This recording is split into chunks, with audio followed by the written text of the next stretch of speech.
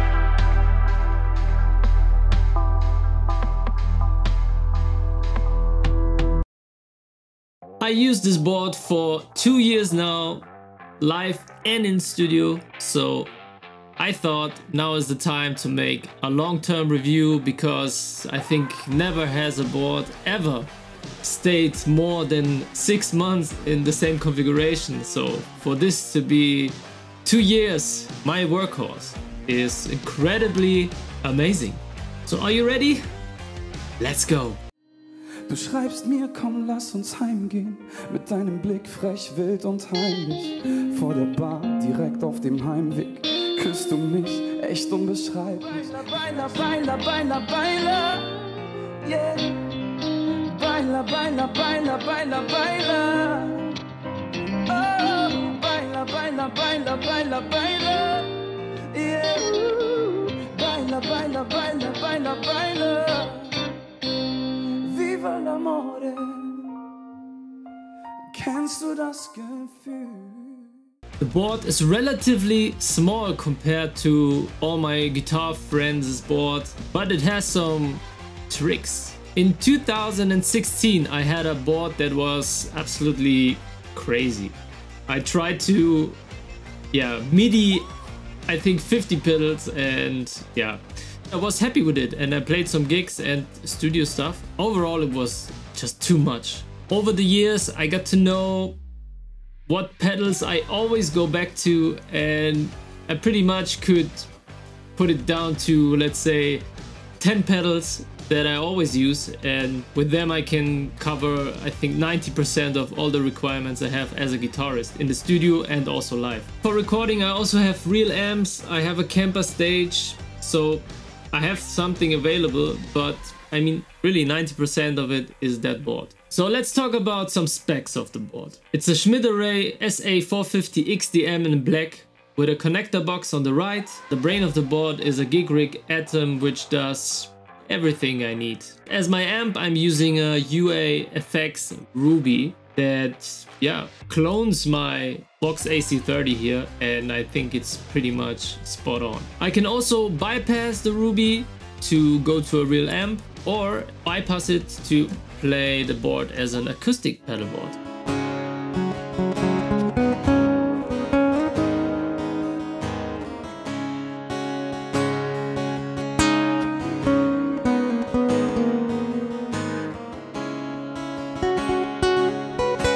And it sounds amazing for that as well.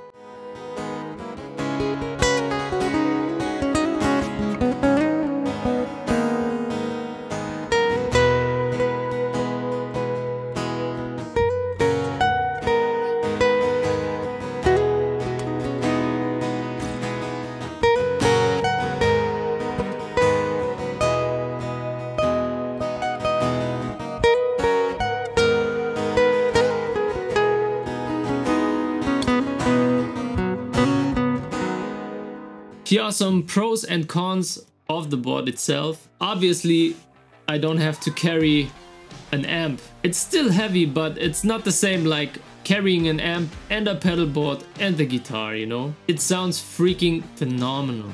And it is also stereo. Tasty. I can change the order of the pedals with the Gig Rig Atom in just seconds, so I can say what is overdrive before fuzz, or what is a fuzz into an overdrive if you want that, or chorus, or I don't know, you name it. You can change that in any particular order. It is MIDI programmable, so I can MIDI all my Strymon stuff, or in this case, the Strymon Big Sky is MIDI compatible to my presets, so I can say if I want a spring reverb, plate reverb, or an ambient. Also, if I choose to take an amp, I can MIDI switch that amp as well from clean to crunch to an overdrive channel. It looks so good. If you see it, you want to play it, you practice more, you are inspired by the board. And of course you have the same sound every day, every night. Sound engineers love me for the board. So here are some cons. I don't have too much cons, but one of it is it's expensive, okay? Let's get not into it. You are guitarists, you know what I'm talking about. This gear is expensive, and so is a really well built German engineered quality pedal board. Cabling is a nightmare for me. I don't know if I want to show you the cabling on this board. It works for 2 years, so I didn't change it, but you could do a better job than me. Yeah, I hate the cabling. If something breaks during a show, you have to find the issue. I used the cables from my old board, so I didn't cut new cables into the board. That's why they are sometimes a little bit too short and it's not perfectly aligned. But I can tell you, if something would break during a show, I would directly go into the amp and that's it. Alright, so you want to hear sounds? Let's get into it.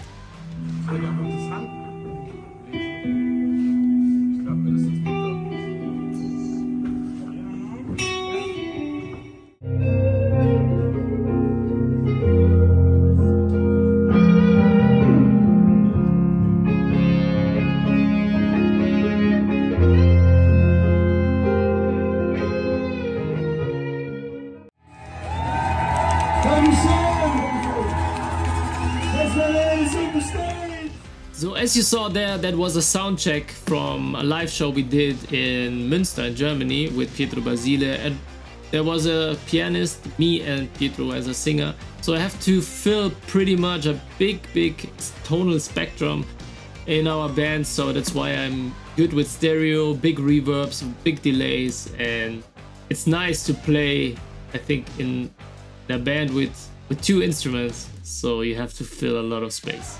But I think with that Kraustet in particular, it sounds massive, fat, and pretty at the same time.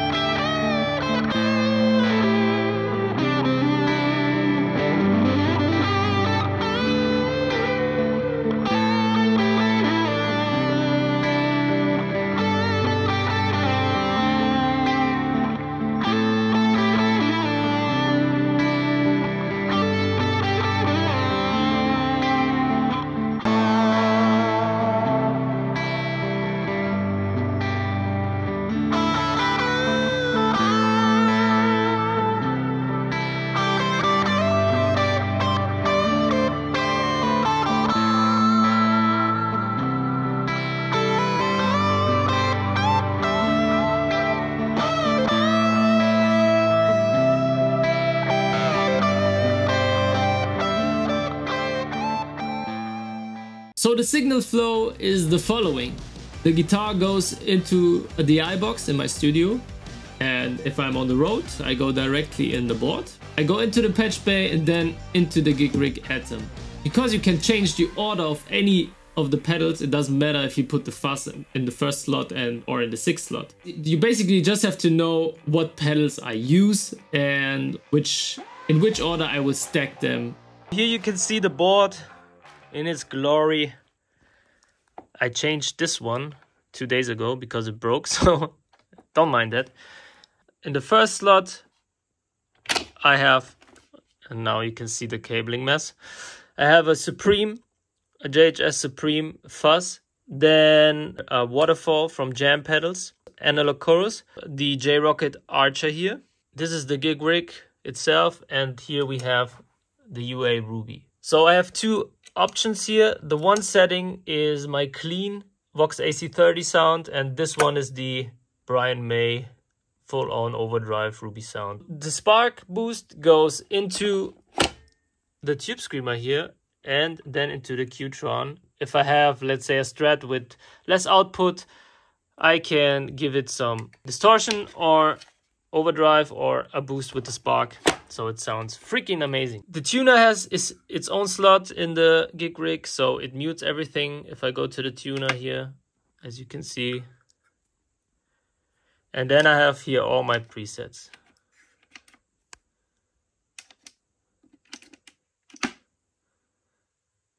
Okay, the Kali 76 compressor, which is absolutely amazing, studio quality, D&M drive as my main overdrive pedal, and here is a Ditto looper in stereo if I want to practice.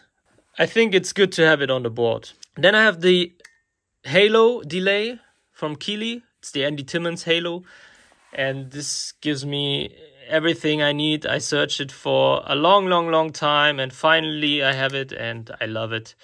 It's amazing. So it's also tap tempo.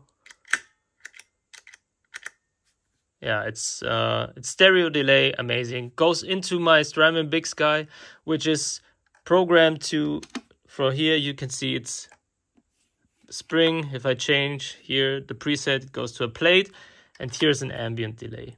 Okay, so powering wise, here goes everything to my patch bay. I go out of the Ruby, and like you would have an effects loop, I go then into the Halo and the Big Sky, and then going out here into my Canvas stereo, which then is plugged into the outputs. And I have a gig rig generator here for power supply and a Zoomer by Strymon, and I think that's it. Love that board.